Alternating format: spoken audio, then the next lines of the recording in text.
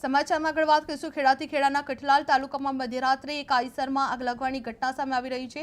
જે લાડવેલ ચોકડીથી પાંખિયા રોડ પર આવેલા વિશ્વનાથપુરા સીમ વિસ્તારમાં શોર્ટ સર્કિટના કારણે આઈસરમાં અચાનક આગ લાગવાનું અનુમાન લાગવામાં આવ્યું હતું। જે આગની જાણ થતાં જે આઈસરનો ચાલક તાત્કાલિક વાહનમાંથી બહાર કૂદી પડતા તેનો આબાદ બચાવ થયો હતો। જે આ ઘટનાની જાણ થતાં કપડવંજ ફાયર બ્રિગેડ તાત્કાલિક ઘટના સ્થળ પર પહોંચી આવી હતી અને લગભગ 2 કલાકની ભારે જહેમત બાદ આગ પર કાબુ મેળવ્યો હતો। જો કે આગ એટલી વિકરાળ સ્વરૂપ હતી કે આખું આઈસર બળીને ખાખ થઈ ગયેલું જોવા મળ્યું હતું। જે કઠલાલ પાસે આઈસરમાં આગ લાગી હતી। જે આગ લાગવાથી શોર્ટ સર્કિટથી આઈસર બળીને ખાખ થઈ ગયેલું જોવા મળ્યું હતું। જે ચાલકનો આબાદ બચાવ થયો હતો।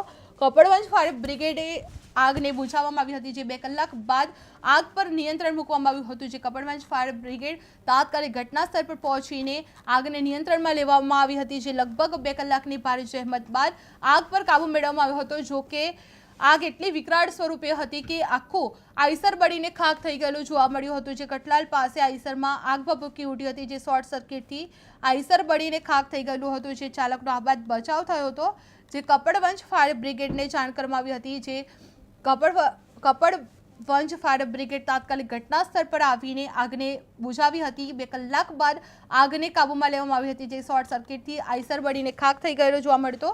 જે ચાલકનો આબાદ બચાવ થયો હતો। જે કપડવંજ ફાયર બ્રિગેડ તાત્કાલિક ઘટના સ્થળ પર પહોંચીને આગને કાબૂમાં લેવામાં આવી હતી। જે આઈસરમાં આગ લાગી હતી।